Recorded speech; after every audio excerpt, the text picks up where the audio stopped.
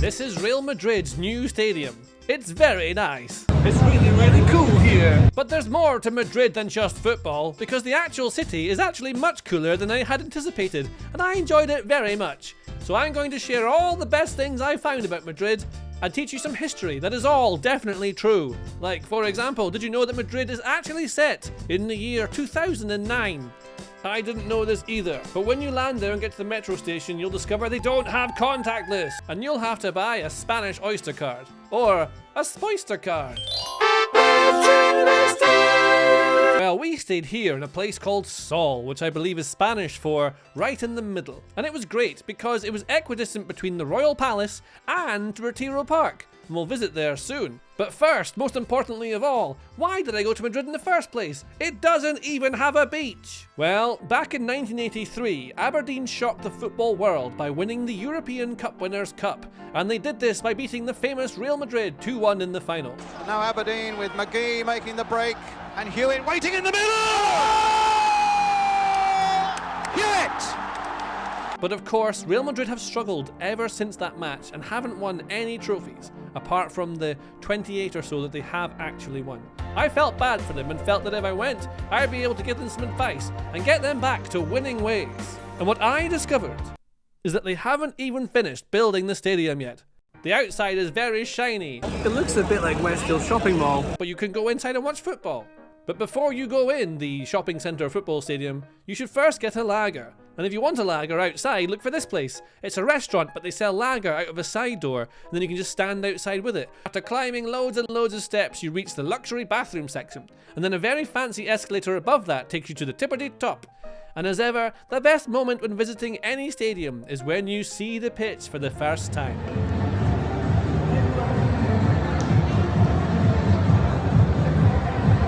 Holy.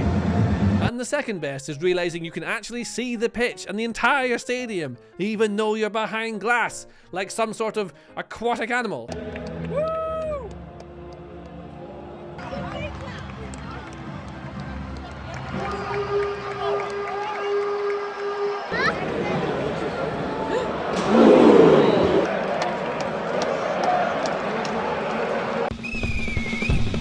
We're gonna play football, football, football.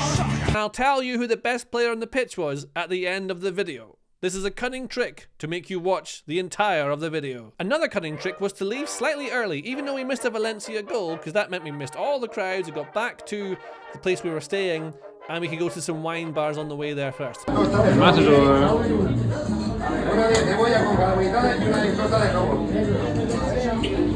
But this brings me to my next very important point. Now, if you are booking somewhere to stay on something like Airbnb, look for somewhere that has walls that go all the way to the ceiling.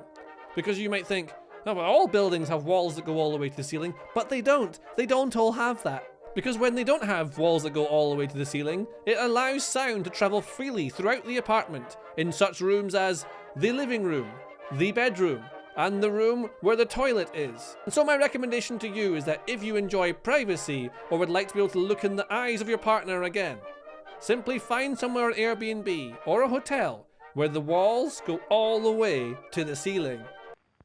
The Mercado de San Miguel is a very famous food market where they sell, and you'll never guess this, food. They also sell lager, but not San Miguel. It's Estrella they sell, which is the Barcelona beer, but they advertise Madrid. I don't know why. Nearby is the Royal Palace, which is where Cristiano Ronaldo lives.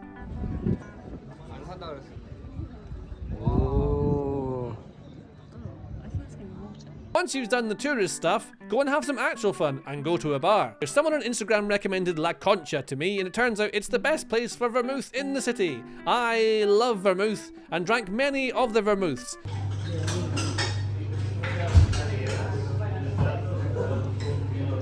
But the thing is, we only had 2 days to do all the things that all of the guides say we had to do in Madrid. And so the next day we went to the Chocolateria San Ginés, because everyone says you have to go there. And I know why, because it's nice. What happens here is you queue for a bit and then get some churros, you dip them in chocolate, and you have some coffee. It's very good. And all that cost €12.30.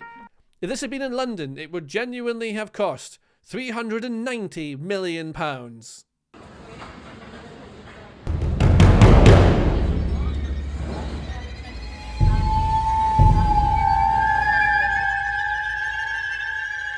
But now it's time for my #1 recommendation for things to do in Madrid when you are in Madrid after watching Real Madrid. Go to Retiro Park! It's amazing. It's a UNESCO World Heritage Site and very big, bigger than Hyde Park. I've put a banana for scale here, but it's so big you can't see the banana, almost like I actually didn't do that. And we basically just walked around filling my camera with pictures of trees that I'm unlikely to ever look at again. Here's some turtles or terrapins or something, haven't looked at them since the holiday, and then some water fountains and some gremlins. And now here are some massive fish.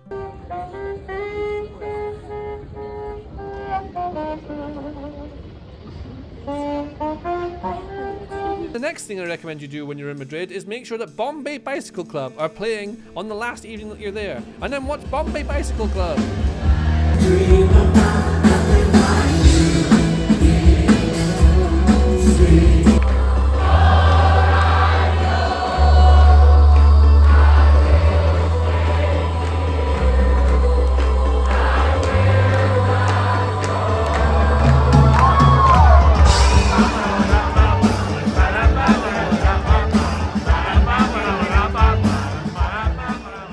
But now is the time for the payoff. Remember when I said I'd tell you who the best player on the pitch was? Well, the best player on the pitch, in my opinion, for Real Madrid 5, Valencia 1, was Eduardo Camavinga.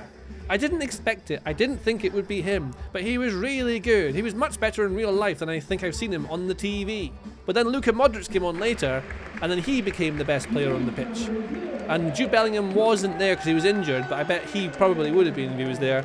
Also, Vinicius Jr. was really good, Rodrigo was really good, and Valverde, Ernesto Valverde, he was good too. So those are the best players on the pitch.